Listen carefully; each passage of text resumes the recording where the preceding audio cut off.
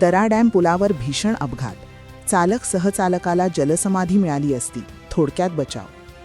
शहादा खेतिया महामार्गावरील दरा डॅम पुलावर मंगळवारी भीषण अपघात घडला.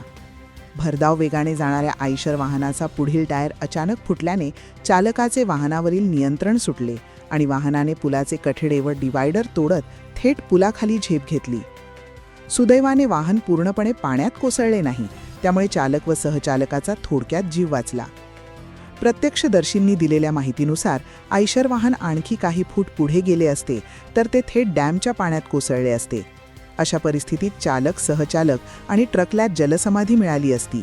त्यामुळे हा अपघात अत्यंत भीषण स्वरूपाचा असल्याची चर्चा परिसरात सुरू आहे.